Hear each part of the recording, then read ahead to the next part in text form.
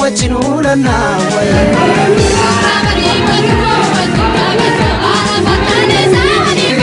program ku wali bangine program ku wali roja imbe tani gaba yekan dalam masa begitu sundi ko wali terkena apa nulle gabanya kan amtikat ya dupan wan dupan ile ya ageta am di mana kana kadu wali nor kadu devi lafte taborana pakai Ethiopia direli bani nagille moranati bokul gomati idilonati pakai moyali Ethiopia ibiguda borana kakabu amma tanati tiba bona dar moruga tiba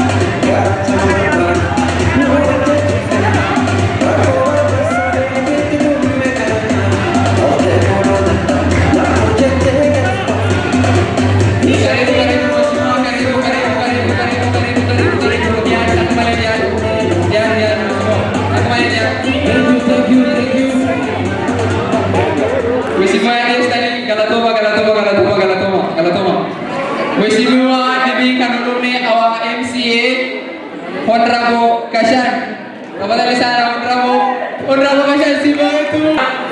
Wawari arbat sayami ada perizinan ini ya sentime kali ini warga Honorable Kashan Pak kali ini Mheshimiwa tu Pak warga jadi pemuda ini one ini jolete wanti siar mawat geduk TV one juga kuat kami goste nampu kami sina wali jadi tanah arar bicara. So kan ini nama tanah jolete tak apa lagi introduce pada aman tanah silatai mori tu bahulu lagi napi amma aman tanah ti timing itu dijurku Mheshimiwa dia suka na aji jal kaba oja siame tamadari sana puja apa jolete dasigar tudi ark salama kan kakona pasti makan bisa roba gabawaran Moyale University Student Association Chairman. Tafadhali sana Mheshimiwa Roba. Ya. Watoto kore. Watoto Moyale. He's the chairman. Chairman. Shukran chairman. Karibu. Yoya. Amate yoya. Maka iya lagi tani. Kan borana kepada sawa. Galatoma galat kaptani. Maka kia kumore ko dan roba kabati chairman Moyale University Student Association nunggu ini wari sarama garta pun ini so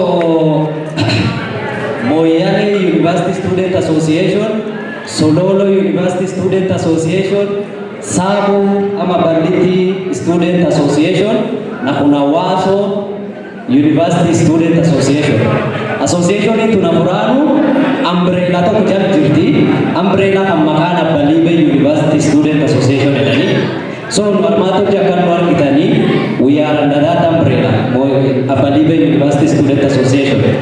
Event kita waninu aka Balibe to organize nevi akun t-shirt ke gubande korakabu akun poster ke kanukara advertising le gubajiru warkhena khaboni laftenna tmilu jiru wanar kesar ganindan damacingna galato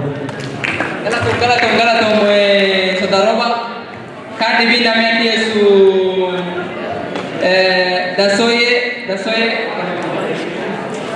dasoye alake she's the chair lady Sololo University Student Association. Karibu Sololo.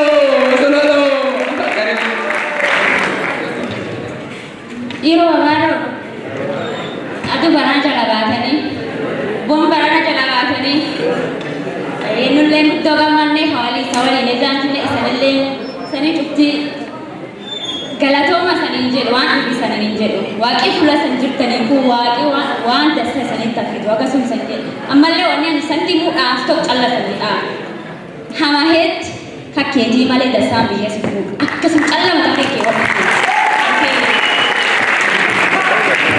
Shukran Dasoye, she's the chair Sololo University Student Association. Next in line naman karibisu Mohammed Tadicha. He is a ranking committee member Waso University Student Association. Adobo Solo. Amaro tole. Kan sumi nada. Lagi dalo. Lagi.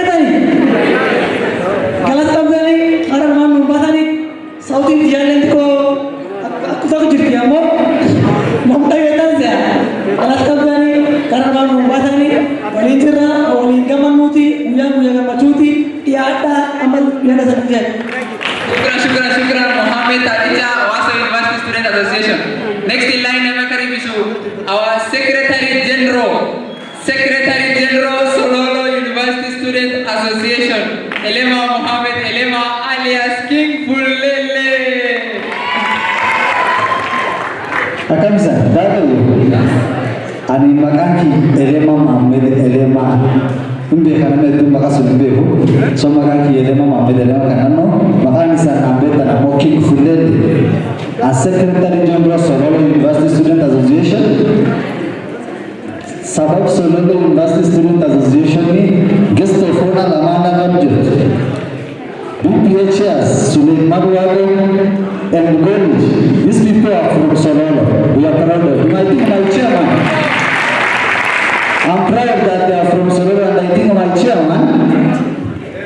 Atawatambua vizuri. Asanteni sana. Karibu. Shukran King Fulele. Next in line namerudi Yesino. Sololo University Student Association Chairman Mwenyekiti Shukri Nura. Yoya, Ageti, Anini Sabarana, Anini Laki, Shukri, Nora Abagido, and Sololo. I'm the chairman of Sololo University Association Susa. Wanitara Salinjeru, Yata, Gambada, Olinga Manda, Olingana, Kani, Ibini, Nagani, Aka Secretary Kenjere. Mr. Suleiman BPHR, Suleiman Wako and Fugicha Sora BPHR, Yata, Upper Sorota Sanise, Adustani, Galatoma, Sante Sana. Karibuni wote, let's go Wako Liban Tenge alias General Liban Jaran. Makango to siasa soni. So I'm the Waso University Student Chairperson. Today I am your MC, your favorite MC. So ani karang orang tu betul lagi kalau kana wajib tu betul lagi mana. So yang ada saya jada. Nami ni bina Yesu our elder. Jaske Yesu bina. Jaske Kunili is a former chairman. Former chairman itu betul dalam jasa ni. Nam duran juru. Gudole sira simnale. Amantara ini chairman Baliti University Student Association Tarda Sahu. Watu wetu Sahu Mason. Let's welcome our former chairman Dr. Paul Roba.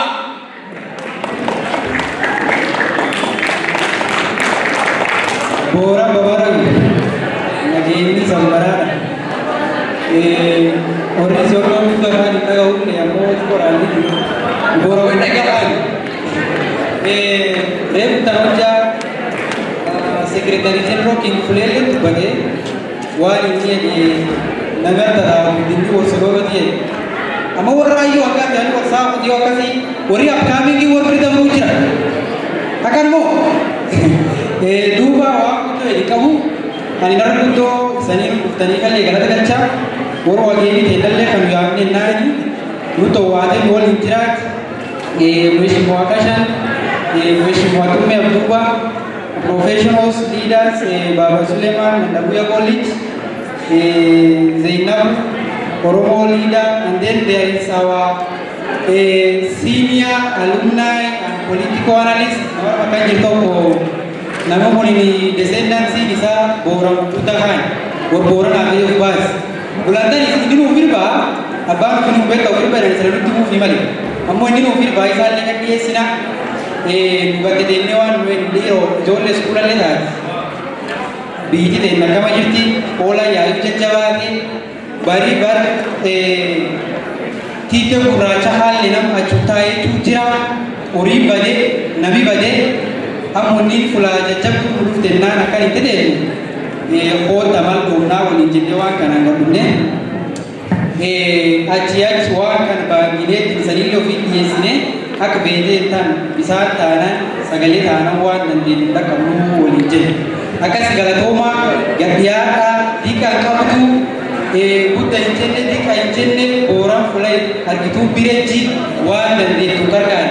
Hojja yaa qabaatu yaa dandeettu gargaara. Yoo horii qabaatu horii bireechi bireechi. Oolan jajjabaa waaqa keessan baasee bara banbaate bunbaate roogee jira tokko dhageetanii rabba jiru baasee nafa galatoomaa hammatanaa namni ani dhiyeessu haati galma diidoo juuniyaadha. Namni kun isaaf dhufe maqaan isaatti mataa ammoo akka nuyis beeknutti nama kun durii ijoollee waa suutallee dhiiga warra kee jira harmaanan mallee namni beektaa booranaallee birta biree beektaa hojjaa keenya tallee baratee beektaa bitaallee ture deemte jaba. Namni kun Maseenoo Yuunivarsiitii Sooma durii CS akkas ijoollee student leaders ta'an kee jiru guddaan akkas yaadi gadhiyaadhi booran naga fuudhi waan dadassan akkas irra dhageen haan bitanaa dabarse gadhiyaa akka dhaanaaf Bora Pamaro, lagi dengan sabarada. Arbitari, adukar wahai yote inasine, isang Kanada, warga Bulago Jerusalem isang Kanada, aga di college aja tafadhali. I'm requesting you to stand up tafadhali. Di college aja, why bisa dijele? Fulujir tadi college aja.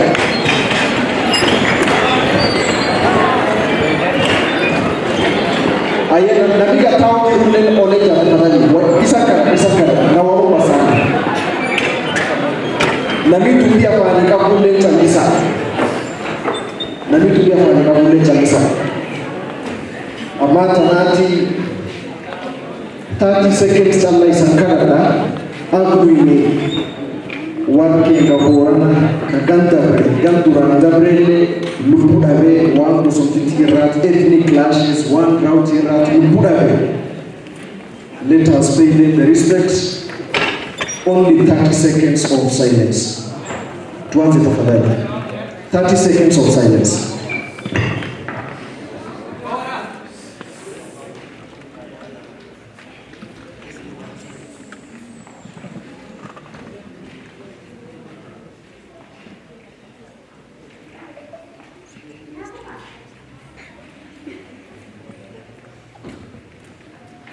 Ganato matau dan dede.